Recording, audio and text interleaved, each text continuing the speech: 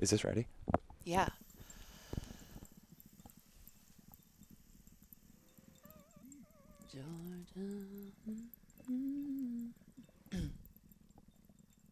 I could do the Georgia Church of Chill while we're down here. Oh my gosh, we should do a Georgia Church of Chill. Georgia on my mind. God, Willie Nelson's the best.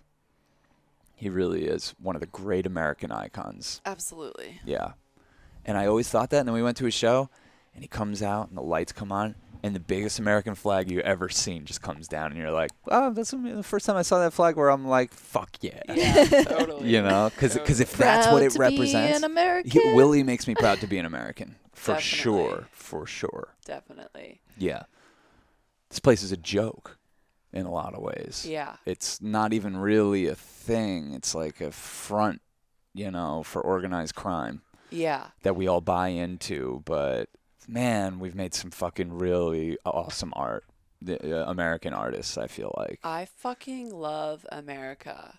Yeah. Yeah, it is. It is. do. It's the best. I grew up being so embarrassed because when I moved to London as like a 3-4-year-old or whatever, and I was learning how to speak and had more of an American accent, all of the British kids in school were like, "You're not American," and I was like, "I suppose," or "You're not British," and I was like, "Yeah, I know I'm not British.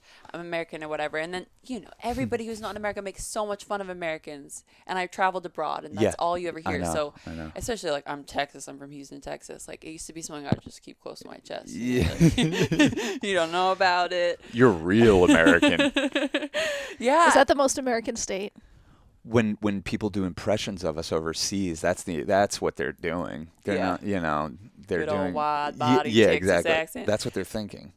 Absolutely. So yeah, I feel like and then when I moved, obviously the harsh move from London to Houston was such a culture shock that I like hated the United States. Yeah. The biggest thing, I don't think I've said this on the podcast, was that literally school was segregated. So in London, like nothing, my best friends growing up were Indian. There was no segregation naturally in schools. And then I came to the States and I went to a public school. It was like at the end of 8th grade. And this was a school with like 2,000 kids in a grade. So the biggest school that I had been to. But you walk into the cafeteria at lunchtime and it's self-segregated. I know. And it just crushed me. Yeah. And then at the time I had a British accent, so I was in class, and I remember very vividly in a mathematics class in my red polo and our uniform, like khaki skirt, doing my presentation and having a little bit of like British affectation of my voice, and people just like laughing in the back and making fun of me. And so I switched back into my southern drawl pretty fast. Yeah, I'm lucky that I'm rather chameleon-like, and I can. But when I used to start drinking, my British accent used to come out, which was funny. But anyways, My British accent comes out when I drink too. Yeah. it's been a long journey of loving America. Yeah. And when I was moving from Hawaii, it was this big thing of like, okay, should I move to London or should I move to New York to go follow a tattoo career in a big marketplace? And it was really just the weather at the time that I was like, it's going to be a little bit better in New York. I haven't lived there yet. I don't really know what it's about. But between New York and road tripping has really also brought my love deeper for America. Yeah. And just being more of an artist and studying art and music and American art, like, yeah, I really you couldn't pay me to live in London or Europe or anywhere else. Right, Like I'm American through and through. I fucking love it. Yeah. I want to be in it with you guys wherever you're at. Yeah. Even though it's fucking bullshit. Yeah. I love it. Proud to be an American. You know what really made me proud to be an American that we were talking about just a couple of days ago too is when we OD'd that girl on ketamine. Because she was talking shit about American ketamine, and I was like, well. Oh my God. That's the Welcome to the best South, baby. Fucking story. Yeah. We won't tell it any deeper in full right No, now. well, but no, I was why definitely not? like America. Why not? American drugs. I think we don't have to use names, Which but probably came from Europe anyway, but yeah. Definitely. Yeah. Like, definitely. but we still get the best shit wherever we fucking pillage it from. We do. We source the best shit. God damn We it. definitely do. God damn it. Well, anyway, it's crazy because we can't really tell this we can't talk story in the about way this. it needs to be. But yeah, this girl basically came to our spot, and she had recently moved to America from Eastern Europe. And she died. Yeah, she just died on ketamine. But not before. She's holding the straw, giving a 20-minute speech about how Americans don't even know about drugs. We don't get real ketamine. We don't get the good shit. Here's what the good shit's all about. I've done so much, blah, blah, blah. Just building it up, and we're all sitting there like, She does a line and fucking dies. Which is, I think we've said, like, it's a trope. If you talk shit about the drug you're about to do, it will take you down. We've seen it many times before with the many better men. Oh, yeah. That have done a many more You drugs. can't even OD on ketamine. Yeah. And then they're puking on themselves. I'm like, Jesus Christ. It really brings us back to the primary conversation of panpsychism. Like, the drugs have their own consciousness. Yeah, you got to be careful what you do with your shit. Yeah. You should, like, that's why, like, you want to put it on, like, a little pretty altar and get it all charged up. And, you know, because I believe the whole blessing thing, you know, rice that says, I love you, and then rice that's like, fuck you. Totally. The crystalline structure of the water molecules is, like, less chaotic, and the one that has love, there's more harmony, there's more sense to it. And so I believe in it. I have yet to do the experiment myself, but I've You haven't cursed your drugs before you've taken them yet, but we've seen people I do have it. though. No, because I have cursed my drugs in the worst trips I've had, because the early acid trips, I used to be like, all right, it's time to dose. Like, let me send this email real quick. Close my computer, put the tab on my tongue, and be like, all right. You didn't honor it. And I didn't honor it, and I would fucking be a space case mess, stress mess of, like, confusion and chaos because I didn't honor it and set the space and set the intention and all the things that you can do to cater and support a good set and setting, which I think is important for more drugs than we give it credit for. I think there's weed, you know. Totally. Everything. Yeah. Everything. Yeah. Weed is my set and setting. You're like, my set and setting's fucked. No, it's so true. All the talks you do, all the talks matter, all the things you say. Yeah. I'm high right now. I should probably get a little bit more high. I have been so into these dabs, though. I want to keep talking about how much I love America. Oh, Yeah. well, no, I want to ask Cass this. Okay. So you're What really makes American. you- I'm like fake American. What makes you proud to be an American? Because we spend an inordinate amount of time shit talking to me. Yeah. I love Thank my you. American boy. Yeah. Jesus Christ. She does love me, man. That Sorry to much is say. clear. I know you love me that too, much is clear. but Cass is like obsessed. And, you know, I know. you'll get there. What makes me proud to be an American? I mean, the artist, obviously. Maybe all, like, the movies pre-2000. Great movies. Great From the movies. 70s till like the mid 90s. Yeah. I'm pretty into some of, we've done some good series. I'm not proud of, like, how we set up cities. I think that's pretty abysmal and depressing. And Yeah, all that stuff is pretty dark. But I'm proud of how the fringes thrive in this country in a way that they have to. And it's almost like the oppression of this country creates, like, the dichotomy where it's like these counterculture things are real and powerful and thrive in the darkest of crevices. Yeah. Yeah. Well, I think we have the best art because we have, and so two things. I think we have the best art and we're the least fun to party with for the same reason. And this is actually true because I love America and Americans and stuff, but partying anywhere else is way more fun. Partying in Europe is way more fun. Partying in England is way more fun. And this is something that many people have studied, right? Yeah. Many clubbers, many DJs. Why is that? Basically, people have come to the consensus that it's this aspect of the American psyche. It's that in America, people think they're the main character. Everybody lives with their story, your specific story.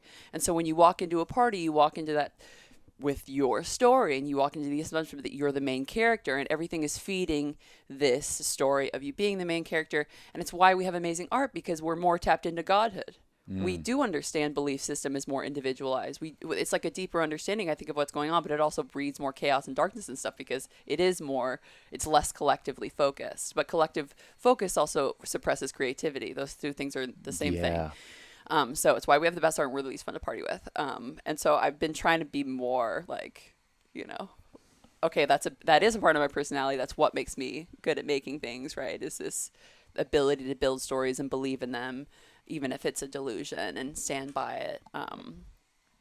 But yeah, I am ready for more of the queer culture of art to come into our party zone and understand maybe how to break down some of that for fun's sake within the moment. But yeah, something I've noticed about the American psyche, but I love it. Yeah. Yeah. I love how big this place is. You know, you go to other countries and it's like, oh, you could drive across the whole thing in like 3, 4, 5, 6 hours. You know what I mean? We're 6 hours into our drive and we're not even halfway here. We're changing climates. We're changing terrain. We're changing. Yeah. You know, like there is an America to discover. Yeah, you know, it's a huge playground. Like and a lot of the cities are very different. Like we got to get you down to like New Orleans. Like Yeah. really unique. Does not feel like an American city. Miami doesn't feel. It feels international. It doesn't feel like an American city. Yeah. There's so many fun places. Yeah, and so many fun people, and I know that like everything news-wise that we're bombarded with is so negative, and the actual reality of the third dimension and finance, like all of that is so real.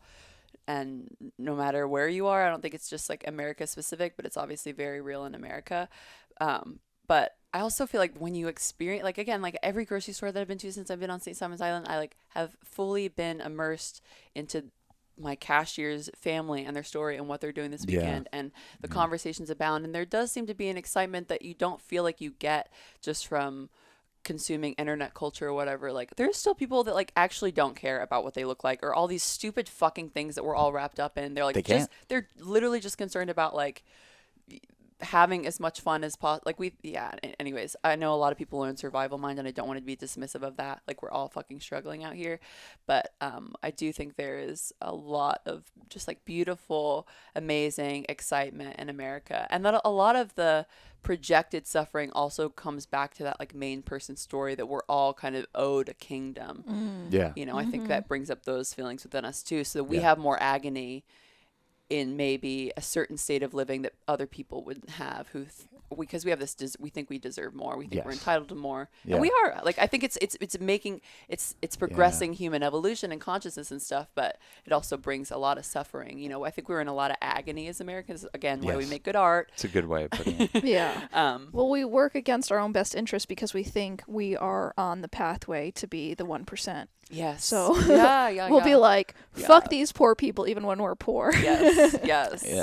Because we're like, we see ourselves as the main character who's going to break through and be like a billionaire like Kylie Jenner. So it's just a matter of time before we get there. And we want to make sure our taxes are low when we do get there, you know? Absolutely. I'm trying to do that main character story and become a billionaire, but I'm going to give it away, I promise. Yeah. I'm going to give it to you. Oh, yeah. I know you want it. Had to do it to him. I should at least get $1 million or $2 million. For sure. I'm like, we got to win one of these games, you know what I mean? Yeah. We can't keep getting beat by these motherfuckers. Yeah. Because I know the difference between like the billionaires are paying attention to astrology too. Yeah. Oh, I heard some of the most interesting astrological fact I heard of my life yesterday, which is that the most percentage of billionaires are Pisces. Whoa. Interesting. Oh, I love it. That's definitely like the serial killer thing, you know, like it's interesting to know what the Totally, which I think the main one is actually, when you look into it, Scorpio and Sag. It's not Virgo, even though Virgo, it's like that they're the most famous. When you really look I into thought it was Gemini. There's a lot of Gemini energy in there too.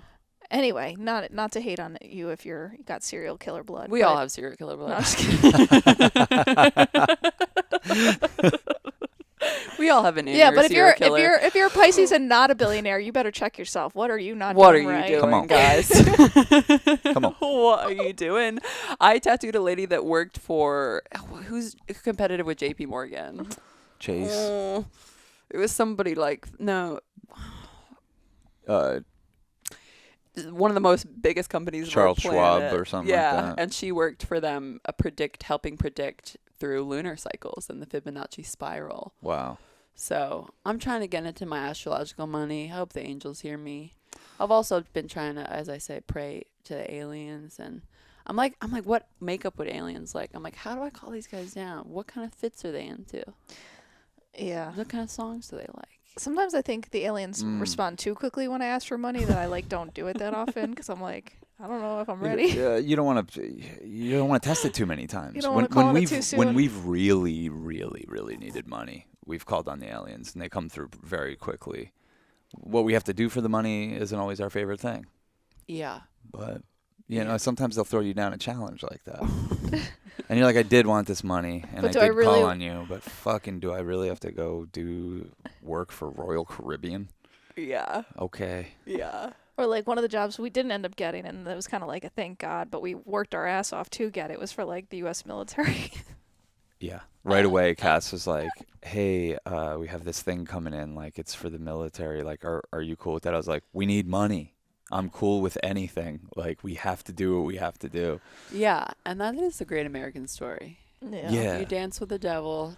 Well, it brings out pay your something. bills. I think just like the tiny but huge thing that we don't have health care brings out like it just this landscape that I just don't think a lot of other developed countries can wrap their head around. There's no way to afford fucking health care here. There's no way. Even if you have insurance, they want your money and they're going to get it. And our whole culture is like around making you addicted and not healthy, and then you get sucked into this institution of health care, quote unquote, and it just the stuff that people have to do to afford that, to get around it, it just creates this crazy atmosphere of creativity and wildness Yeah. and not giving a fuck. Yeah. Because once you realize what I was just talking about, you're on the path to like becoming a wook or a juggalo or something. Like, oh, fuck. Oh, there is no way to get ahead. It would take a goddamn miracle to fucking get ahead in this thing. Even if you did everything right. It would take toxic masculinity. It would take I've said toxic it again masculinity. And And a lot of people aren't cut out for that, and they don't want to do that. So they're like, I've done it. I'll just find the other freaks. I've done it too. I hate it. I hate it. Yeah, and we'll both probably have to continue I with a know. little bit of it. What 'cause we're that's trying to do now is unfortunately to the part avoid of, that. The part of our system, like it's the system that we're Yeah. playing with. It's such a weird thing. So it's like if you want to play, that's the buy-in ticket. Yeah. That's to the go ante. sit at the table. Yeah. But the hope is we do a Beyonce thing where we fucking play with the people giving the handouts, and then you make your own table. Yeah. You know, that's Yeah. the goal. It's like I play with your Yeah. stupid fucking male gaze long know. enough so that I can build my own goddamn But table. That's the delusion that has kept this whole thing going. And I was there at one It's point. not, yeah, you but know. it's not a delusion. How How could you say that? the likelihood, like we're an What? exception, but the You're in such a likelihood. scarcity mindset. No, I'm saying the likelihood that you and here in America transcend your class is just it's ridiculous. It's abysmal. Especially now that the buy-in is $250,000 for your education. No generations before dealt with this. Yeah. So the chance of you getting out of that and building wealth and doing all these things to where you're distributing wealth now and you have your table, it's ridiculously abysmal. And the people that do get it, it's usually a lot of nepotism and family money and advantages and this and that. It's very rare. We highlight those stories because it's what keeps the American dream alive and keeps people working hard and not just enjoying their life. Yeah. Is that idea that we could get out of our class struggle and be the one that, like the Robin Hood type of thing. But the reason we celebrate those people so much is because it's so rare. It so rarely happens, you know. Yeah. Yeah. Yeah, they have Not this, that we shouldn't fucking die trying. Yeah, they have the system set up and rigged against you. Yes, basically that. But know that this is unmoving math. The more complex it is, the more opportunity there is. The more chaos there is, the more opportunity there is. And we go into more and more complexity every single moment of every single day. So in that way, there's a lot of hope. Get fucking ready for the Yeah. chaos of the next 2 years. And if you're somebody who is not part of the matrix and has had a hard time setting up their own responsibility, like, this is your fucking time to shine. Yeah. This is you setting up your own dimension. This is you decorating that dimension yourself. This is you calling people in. Because, yeah, there's there's a lot of spaces for new stuff to be birthed, as the old world we all feel is dying very rapidly. And no, not dying in like the empire is falling kind of a delusional way, but in a way that there is space for you to lay out ground. And yeah, I wish like I wish I believed more in people doing it on their own. I do think some people's story specifically is laid out so that you can't actually get help from other people, and it is on you. Yeah. But a lot of people's stories are reliant, like both of you, on other people and other people being involved. And I think there are a lot of people in the community that have resources that want to help. But yeah, there's definitely got to be a willingness to work together and collaborate and be uncomfortable and bring other people in to the fold. And that ain't always the American way. That's not the way we're taught. Yeah. That's why everything's so fragmented. Right. Even our families. Like right. Everybody go off and do your own individual thing. Get your bank account filled. It has nothing to do with this family thriving. Yeah, we used to have like family businesses. It used to be more like that, where we'd work together, where you're collaborating with the people closest to you, where it's like an ongoing conversation, not like designated time. So it could be like more fun, I think. Yeah. But I like what you're saying. It makes me curious about what else is in store the next couple of years. And well, I think one of the things we should have talked about on the last podcast, but we could talk about it on this one, is AI taking over. And Mare and I had a really interesting conversation about this the other day, where I basically came to the conclusion where I was like, all right, the only thing we can do at this point is brace for it and start to learn more about ourselves and how we can use these things to enhance our lives and bring more joy and happiness and freedom to our lives. Like, if we could all get on that mindset, there's nothing to be scared about with AIs getting smarter and smarter and stuff, I think it's learning how to collaborate with them, learning how to help them express themselves, how to teach them to help us express ourselves, how to be more efficient. I don't know, whatever it is that is your bag in life, figure out how AI can apply to it. Instead of being threatened that it's going to take over your thing, learn how to work with this. It's power to the people. Yeah. Like, yes, it's like, it's hard to get out of your class, but like, at what point in human history could you take 3 seconds to learn about anything? I can learn how to build a car online. I can learn how to write all my own music. I can learn how to be a composer. I can learn sign language. I can learn Spanish, Chinese, Mandarin. I can learn how to engineer. I can learn how to code. There isn't a single thing that isn't available for free that a robot can't also help me with. Yeah. It's so cool. It is. I want a little robot friend. I do. I cried all the way through WALL-E, so I'm maybe not the best person to talk about all this stuff. But I can't wait. I used to be kind of scared of Alexa and stuff, but I really have transcended the fear of privacy. And again, this panpsychism, it seems like the computers are tapped into whatever you consider to be God or the angels or whatever. It's another pathway for channeling. It's another intelligence that's able to channel. Get excited about it. How could something be not within God? Within the supercomputer. It's a super, I think, Exactly. I wish I remember what Rick and Morty episode it was, but deep heads will know the episode where Rick builds this little village of people that generate energy for him, and then within that village of people, the scientists built another. I think that's what we're doing with AI. We're AI within a supercomputer that these other aliens built. You know what I mean? And then we're building this AI supercomputer to help us out. Yeah. Because I feel like the more I feel like Wi-Fi is the psychic thing. And I feel like the more that we've been stringing up this electricity to get connected through our phones, it's connected our heads more. Oh yeah. So anyways, I'm very excited about We're the electric revolution. Oh, it's happening. It's happening. I really, I mean, obviously, UBI, that needs to happen. Everybody needs universal basic income because it is going to take your job, and it should take your job.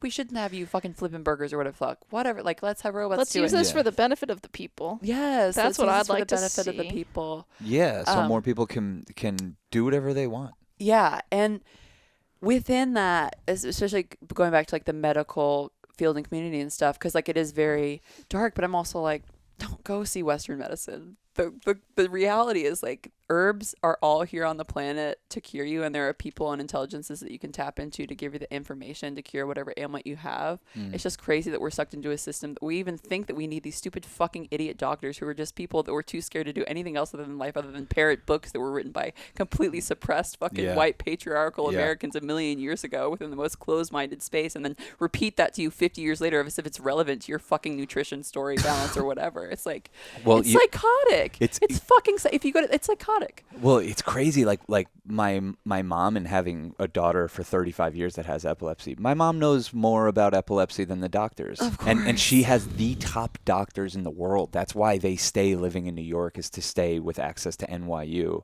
and Dr. Davinsky and all these like world-renowned neuroscientists. My mom knows more than them, but trust them more because she doesn't have the degree. I'm like, you have the degree. Yeah, you're certified. Baby. You're certified. You've seen more seizures than these motherfuckers ever have. Trust me.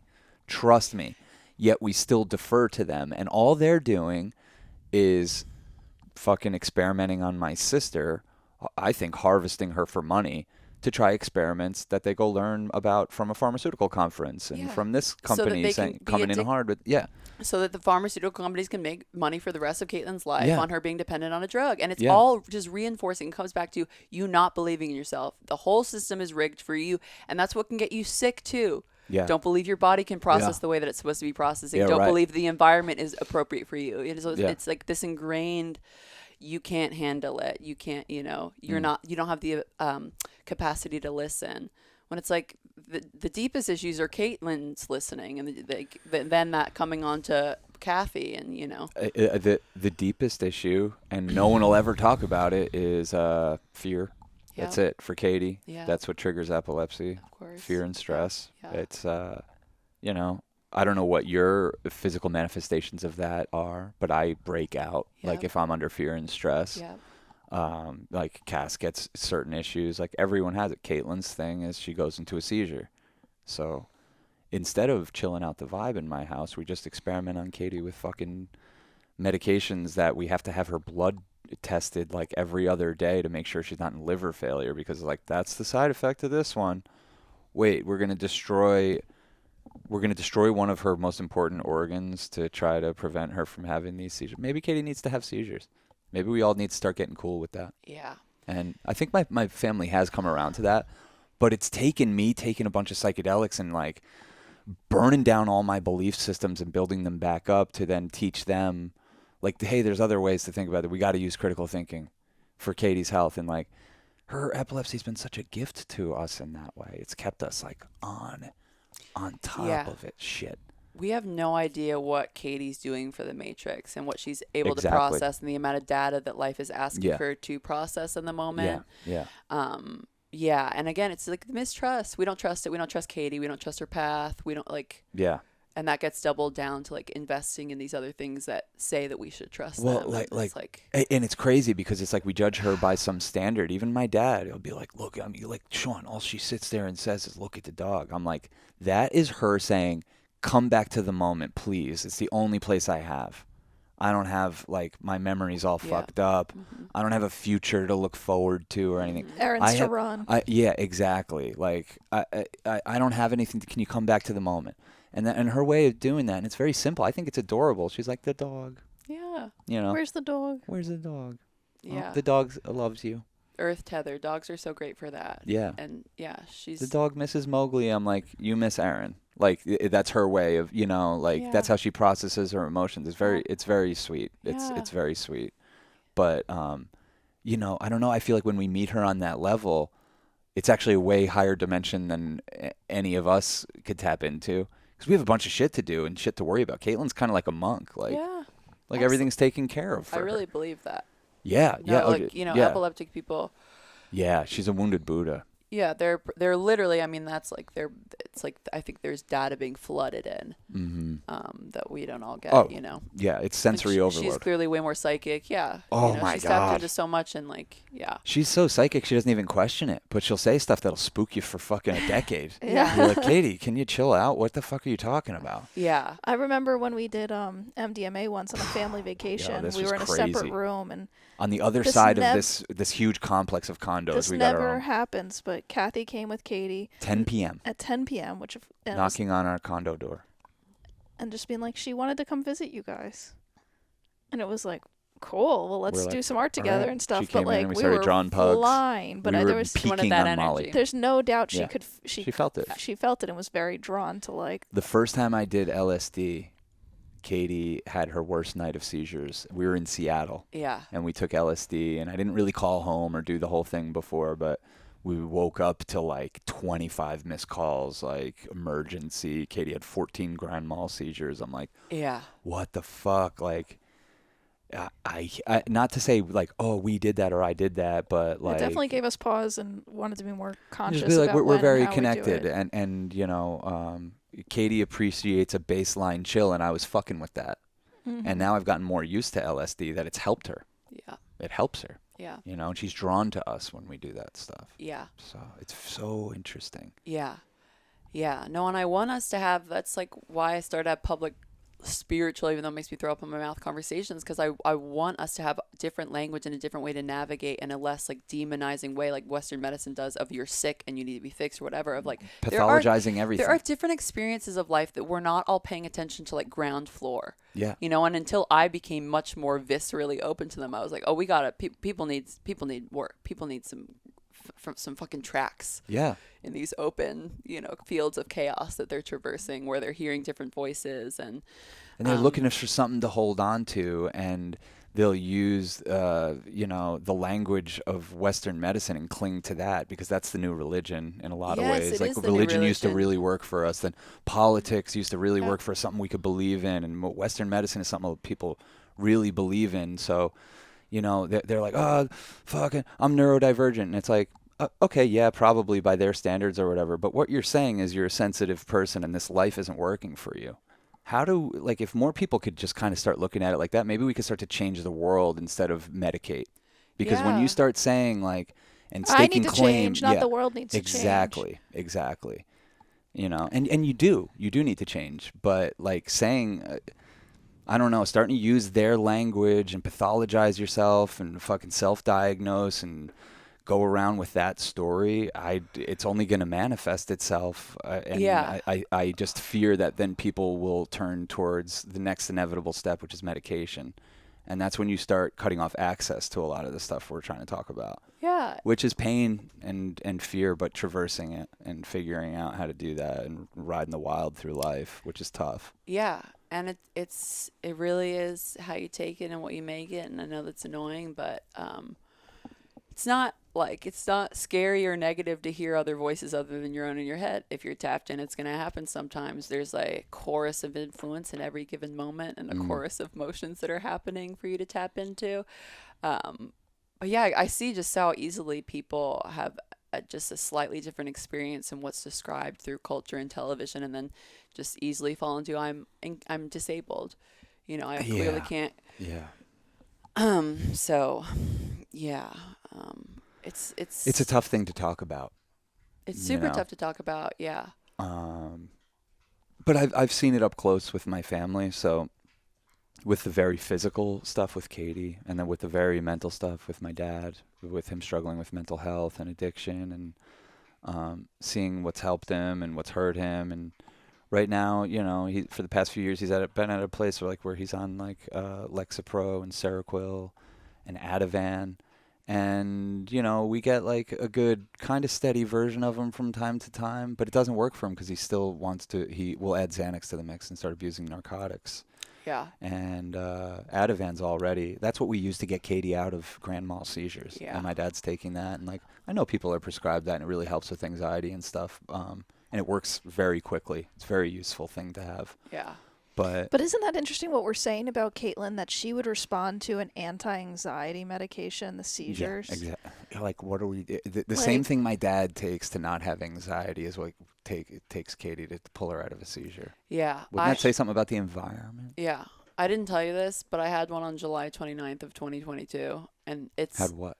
like a seizure. What? I've had like 3 in my life. The other ones were Yeah. drug overdoses. Yeah. But it's and then I was talking about it to one of the therapists that I tattoo. I tattoo a lot of therapists. And there's like a whole category of seizures. You know, they try, and this is only by like reductive science, right? So it's very limited. But like physically, like emotional induced seizures. Mm-hmm. Yeah, and that like it's all brought to like how you're even describing the thoughts that are coming in. Yeah. You know, It's a process. so much. Yeah, Interesting. so much so. Wow. Where were you? In my house. Oh, okay. Thank God. Yeah. Fucking crazy. I've only seen one other person other than Katie have a seizure, and it was in Colorado, and it was actually a woman on a bus, and she started to swallow her tongue or whatever. Like, we got the full. Yeah. Oh, whoa. Yeah, it was really wild when I was Yeah. young. But yeah, we are emotional beings physically processing things. Yeah. We are emotional beings Yeah. physically processing Mhm. things. That's a really good way of putting it. Yeah, and we all have processing eras, and then that comes out in the form of your stomach hurting, or a Yeah. seizure, or That's what it was for a me. headache, or Yeah.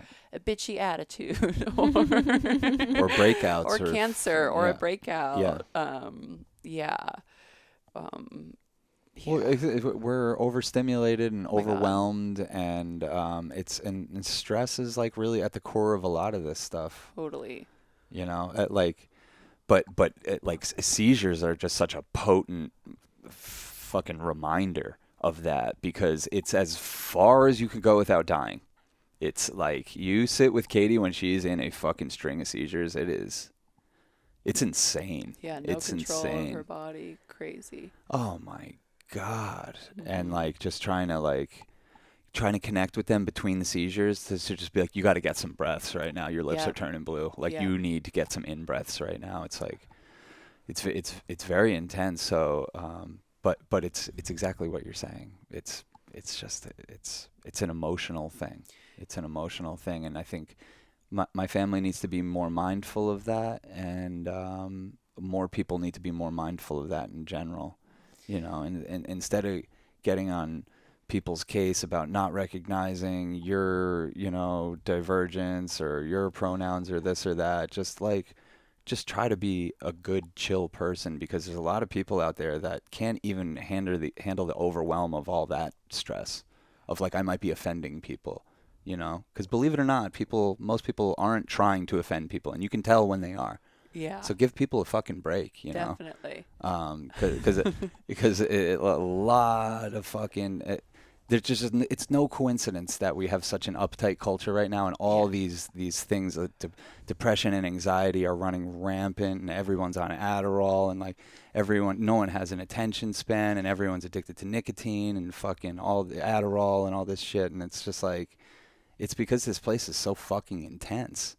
And, you know, for someone like my sister, it manifests in seizures. For someone else, it might manifest in addiction or workaholism or alcoholism or whatever it may be. But I don't know. I just always think, like, it starts with me. I can soften my own being. Like, I used to be a much more fiery, intense, confrontational person, and that part of me comes out from time to time. But the more I've calmed that down, the more I've seen, oh, wow, that actually affects the way my parents are. That affects the way Cass is. That affects the way you are. That's the garden I can touch in my life. Mm-hmm. And all that brings peace to Katie's life. Yeah. And I don't think it's any coincidence that we moved in to help them out in April last year, and Katie stopped having seizures. And on a few days Katie's had out of control seizures since we've moved there. Yeah. And we document them all. Like, every seizure Katie's ever had has been documented. I think if we also documented emotional outbursts in that house, the graph would totally coincide. Because the days Katie had seizures, I could have told you she would. I felt like having a fucking seizure. I'm like, get me out of here. I'll be on the phone with you all day like, yo, it's so intense here. I don't want to bother you with this, but it's so intense. Yeah. The screaming, the yelling, and the anxiety. And that's just my parents' unprocessed grief, you know, from all the tragedies that they've suffered. But Yeah. it fucking comes out in Katie having seizures because she's not like me and Cass where she can't say like, guys, calm down, Right. stop it. She just takes it and she takes it on and then she has these seizures. But since we've been there, it's calmed down. There's still outbursts. And on those days, Katie has seizures. So as much as it might offend my mom, I'm like, we should start writing down when we have like really intense days here. And just like, let's track that the way we track Katie's seizures. Yeah. I think we can figure out how to solve these things without Katie needing really any medicine. Yeah. Sean and I had a fight the other day, and he was like all worked up and upset, and I like couldn't bring myself to get upset, and I was like, look, I can't even get upset because I'm so grateful to be reminded that we used to spend so many more days a week like this fighting. I'm like, this is so rare for us that like I know that it's like a seizure, like it's something that needs to be like expressed and exercised between us. But I'm just like in so much gratitude that it's happening like for the first time this month, then like the 5th time this week. You know? Yeah, that's good. I appreciate that. And yeah, you holding that space makes me even in that moment be like, okay, cool, this is temporary. I don't have to take it that seriously, and Totally. That's me having a seizure, like when I'm like, Oh yeah. 100%. You see me. 100%. Yeah, I just kind of had this conversation with somebody about tattooing too, because a video came up on my feed with a guy like trembling getting his chest tattooed, and some girl who has like a kind of heavier chest piece was like, I literally fell asleep during mine, kind of giving him a hard time. And I can get on that high horse and ego trip about myself because I can handle a lot of pain. But it is like probably one of the most fascinating angles of my job, of putting people in pain all the time and seeing how psychological it is and how people deal with it and put themselves through it, and the different personalities and how they do better with it, and how some personalities are going to do worse with it. And, how are you going to take it? And there is a physical pain to it. That's inherent. It hurts, but the way you can see in real time people turn that into suffering or overwhelm. It's sensational. Yeah, yeah. It's sensational. Yeah, but as you get more tattooed, you kind of deconstruct what is pain. Yeah. And I think most people that get tattooed like getting tattooed. There's some men I know that are like, I hate it, but I do it. Yeah. But you usually can get into it. The pulse of the electricity is very makes you feel amazing. It gives you endorphins, floods your system. But yeah, it's a learned skill. It's a learned thing, and that's why women are going to do better, because you deal with periods your whole life in pain, and sort of trusting that the next moment's not going to be the same as the last moment, and that's a big part of getting through tattooing. Yeah. I've definitely had friends who have told me like it's therapy for them. Like they need a new tattoo because they haven't gone to their pain therapist. Yeah, totally. It's usually it's very transitional for people that aren't like covered. They'll come in like different grief periods, it can kind of break you out of something too. I think it can be a portal in that way. Yeah. You're going to get through this 4 hours, and then you can get through the thing that's really been on your mind. Oh yeah. Or whatever it is. Yeah. It's like same thing ayahuasca does for very you. psychedelic. You're like, I got through that. Wow. I'm way stronger than I thought. Psychedelic is the best way to describe it. Yeah.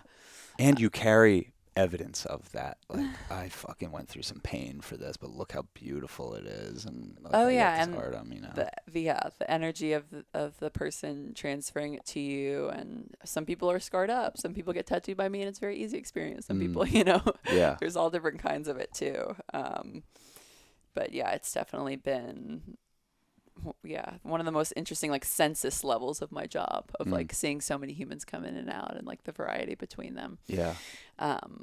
It's like the little girls that are the toughest. And when I was a piercer, when I was learning how to tattoo and I was piercing, that's mainly young girls. It's like the only part of the population that's like, stick a hole in me. It's kind of interesting. It's like 90% of the people you pierce are very young girls. It's interesting because we have this conception of men being so destructive, but it's like, you couldn't get them to sit in this chair and have me stick a needle through their nipple or whatever, And this is all this girl's playpen and their time. They're coming in these swaths of bachelorette parties or whatever, So yeah, I guess we were just talking about processing, and I was thinking about pain processing and stuff too. Well, and that's a more potent or whatever. You know what it makes me think of? A radically different example, but it's a funny one. God, I don't know how we haven't talked about this yet, but like, have you seen these videos? It's compilations of them of like cops passing out around fentanyl. Yes. Isn't that a ridiculous phenomenon? Yeah. But they're so.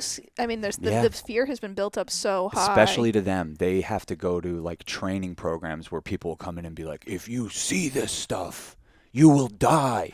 1 grain of it. And really none of it's true. You can't overdose from fentanyl unless you ingest it. It's not going to happen through touching it or your skin or whatever. Oh, interesting. You know, and so, yeah, like, and doctors, every time these videos get released, because Fox News loves, like, showing this as if it's a real news story. It seems like they OD'd, like, look, cop this ODs in the middle of the road on smelling fentanyl. We're like, oh my God, that poor baby. And it's like, and there's always some doctor right there like, by the way, that can't happen. This is fear mongering. I don't know what the fuck this is, but they really are passing out. Yeah. And it really is just a physical response to something. Like, it's their worst fear. Totally. It's their like, and totally. like, it's really crazy. On top of cops like killing black people left and right.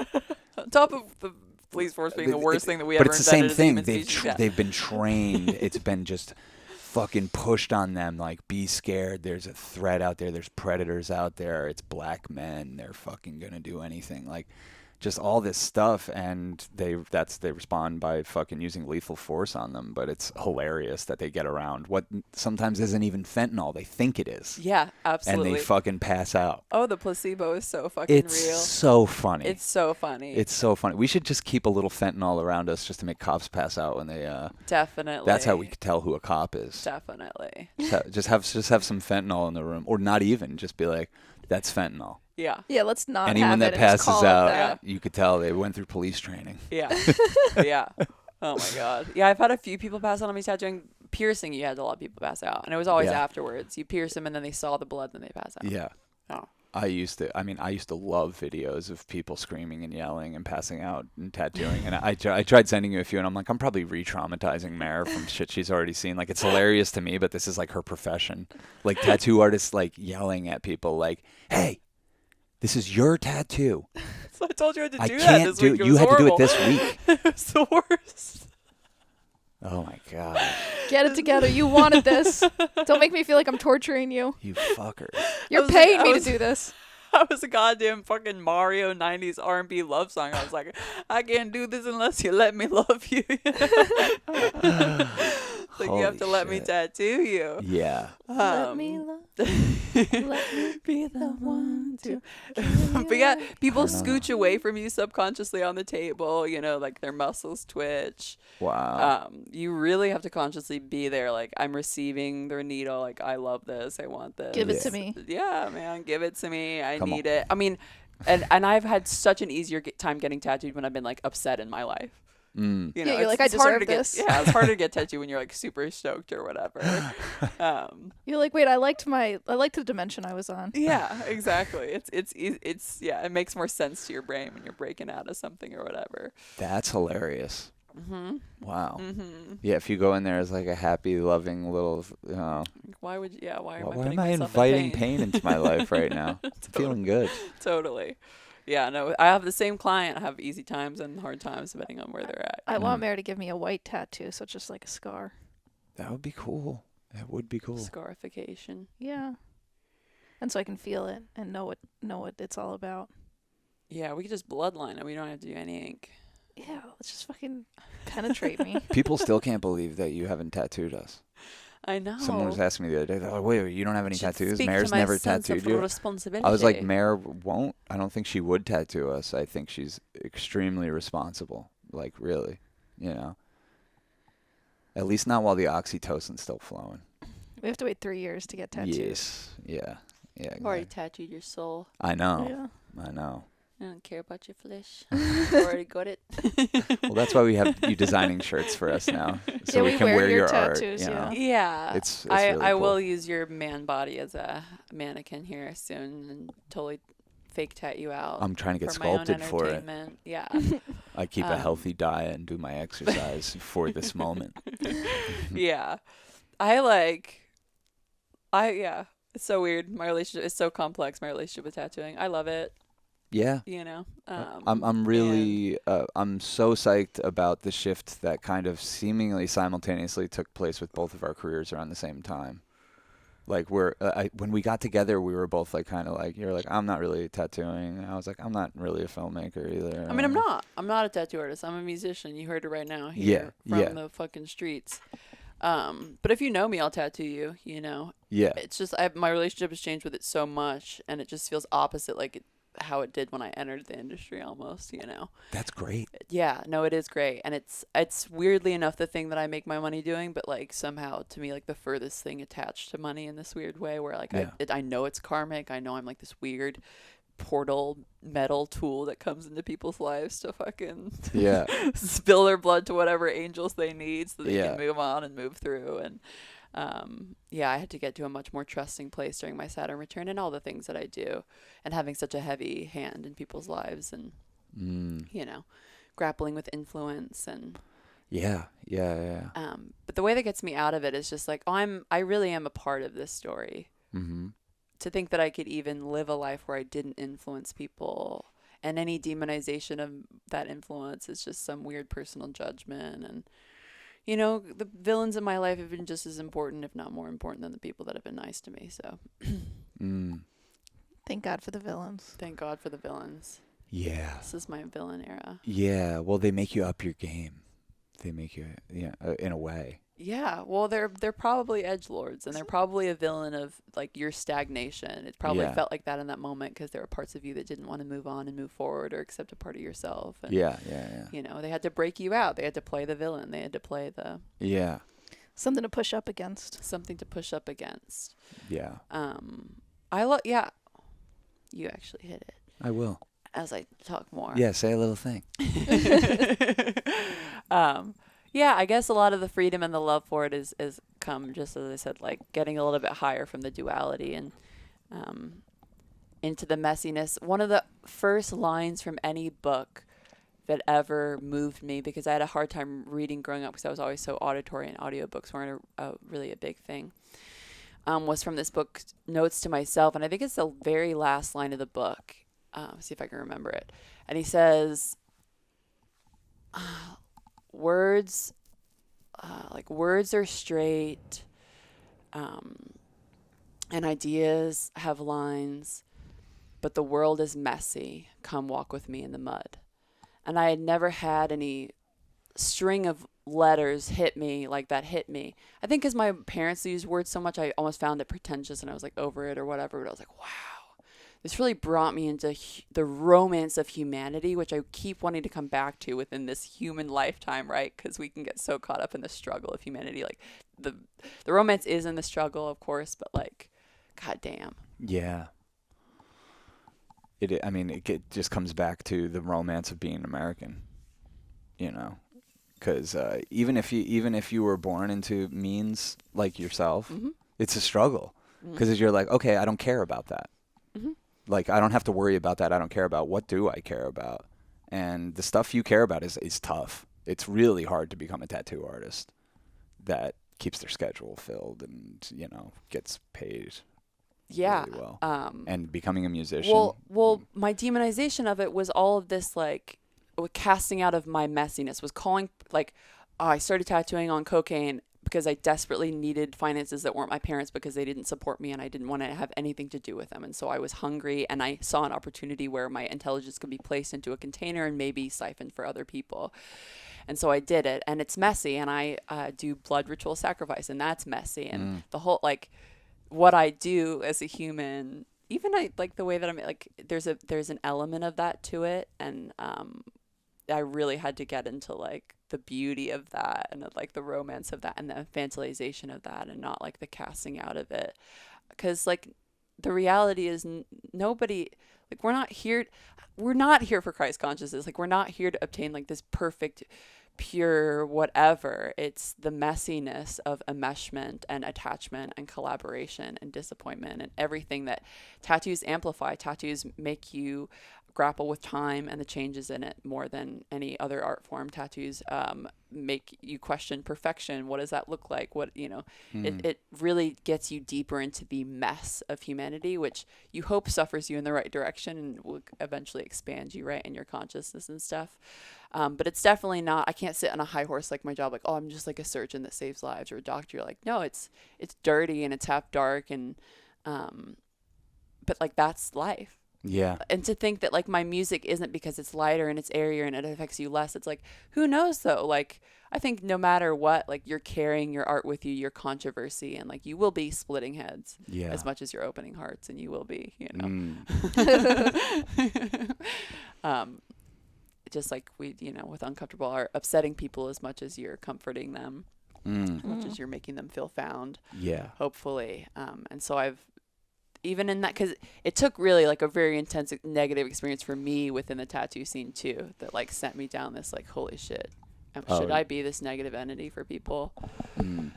But it also got me into a deeper level of consciousness with energy exchange and being more careful about the thoughts I had around people while I was working with them, and like being a more caring, more present person for people as that tool of whatever I am as a tattoo artist to break you out of your ideal of perfection or whatever I'm doing for you in that moment.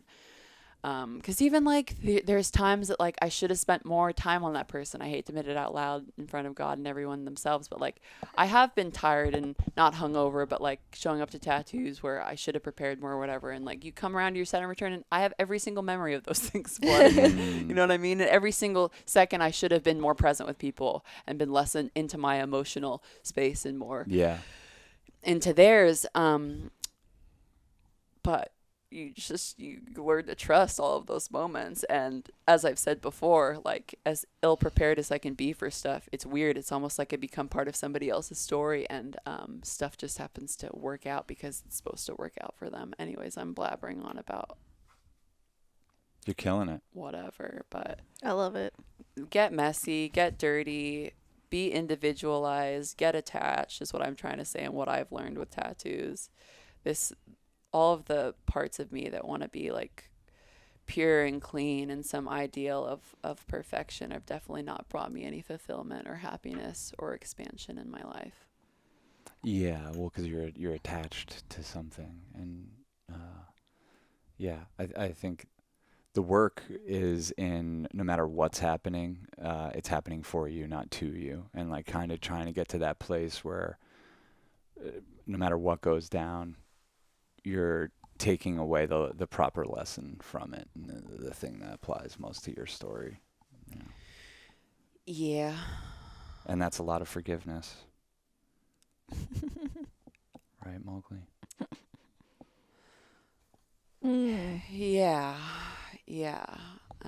I deeply do believe we're not here to fit in. And yeah, I guess I help people with that part of their artistry. Definitely. At the end of the day. When it's all said and done. Yeah, I'm boring you though. We should stop. No, you're not. I just got incredibly ripped. Let's do it. I'm in the vibe. You wanna cut it off? Yeah. All right, y'all. That was a damn fucking pleasure. That one was great. So it's okay if we ended up just. I just got so high. We're all a little too blazed to keep it going. I'm just contact high. Yes, babe. That was a really quality transmission. Yeah, I hope so. I mean, just being a bunch of bullshit. That's what we do here. That's all it's about. Yeah, this is the before we take Molly transmission. Yeah, I'm definitely like Molly deprived Mare consciousness. So but I feel like we're all doing good because you seem great. We basically skipped one. Like we haven't done it in 6 months. So we normally would do it like every 3 or 4. We basically skipped one. But I do think it brought out the natural Molly in us a little bit. Haven't you felt like since we put it on the calendar that we were coming down here and doing this, haven't you already felt it? I mean, I don't know. Maybe it's because I'm editing the family trip right now and I'm like just immersed in. Yeah, that. yeah. I feel great. Yeah, I feel great too. I think it's gonna be a really good one. Yeah. And so what we'll do is the next morning we'll hop on when we're still feeling it, basically. Okay. I think that would be fun. Let's fucking hop on while on it. I ain't wasting a Molly. That's we talked about that. 'Cause Cass was like, we should do a Molly podcast one time. And I was like, that is a great idea, but it's too sacred. If we didn't have to fucking wait 3, 4, 5, 6 months between these things, like if you could get away with doing Molly like once a month, like yeah, maybe, but yeah, I'm not wasting one of them sitting on here with these things on my head. Talking about how much we love each other. God, what a waste. Oh, baby. Guys. Mowgli, you need a tattoo. You haven't even fucking sacrificed any flesh to your fucking god yet. He wouldn't even flinch. I apprenticed a guy who had a tattooed pit bull. He tattooed her name with like a ruby in her ear. Her name was Ruby. She had this like bling bling ruby in her ear. Wow. Was it cute? I know, and many people will not like that, but I come from rock and roll, motherfuckers. Yeah. Well, what do you think about Just kidding. what do you think about taking a little bit of mushrooms while pregnant? I'm very pro. Okay. No, and not controversial at all to me. It's It doesn't controversial that you feel think it's controversial. I That's how know. radicalized I am. So No, I get know. with it. I know. Yeah, but can you see why it would be? No. Literally no. I can't either, really. I think that like if you don't, I think it's controversial that you take like Ativan or Prozac or anything that Big Pharma guess gives you. I think people that's do that while they're fucking pregnant, right? insane. People do So we that have to, while yeah, they're we just have pregnant. different values. Yeah. Yeah. Take the mushrooms while you're pregnant. Yeah. Definitely take the ayahuasca. Smoke the weed. And the Wait, babies. we need the smart babies. We need these alien babies. Babies love them. How do you think we got like this from apes? It's the mushrooms. Yeah. You want Jesus? You want to birth Jesus? Eat a bunch of mushrooms when you're pregnant. How is this even possible? It's mushrooms. Mushrooms. It's mushrooms. We found. Straight positive. Yeah, and speaking of, because all of our water is now contaminated. Yeah. Mushrooms, not just psychedelic ones. Oyster mushrooms. Yeah, the ones that heal the earth and known, everything. Not just to get toxins from the soil, but in water too. Oh, really? Yes. Like I said, we were texting about this, and you were like, "Oh, hemp and mushrooms can clean this up," and I'm like, yeah, "It's just they're not going to do that."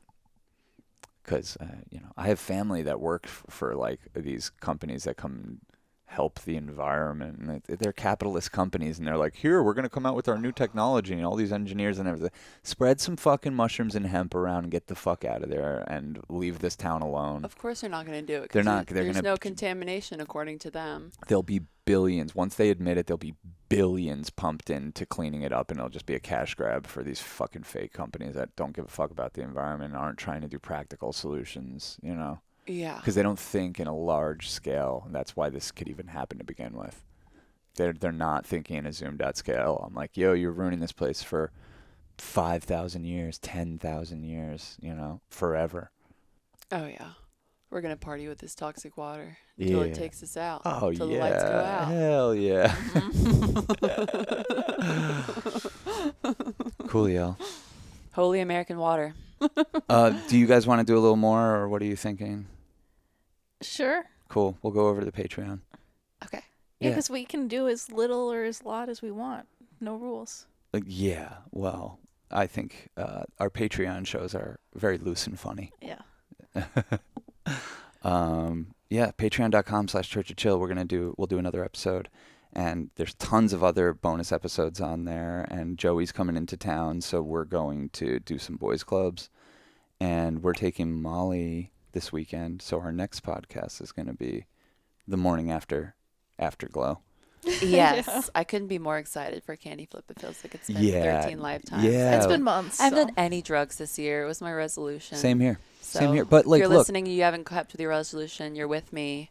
We're in the same boat. it sets us up nice though, because Party we this just weekend. we just Yeah. didn't really do drugs in like January or February, and like we got our brains in order. Brains. Go brains. I don't think I did drugs in December either. No, we've been really taking it Or easy November. and focused on other shit. But Brain floss is a song I want to do. ooh, that's good. Maybe we can work on that. Yeah. All right, cool. Join us, patreon.com/churchofchill. Follow Mare Bear on any platform where you get music. The hits keep coming, and it's really true, and I'm so proud of you. Thank you. Yeah. And check out our movies. Yes. Yeah. Peace, love, and magic, guys. Shoo.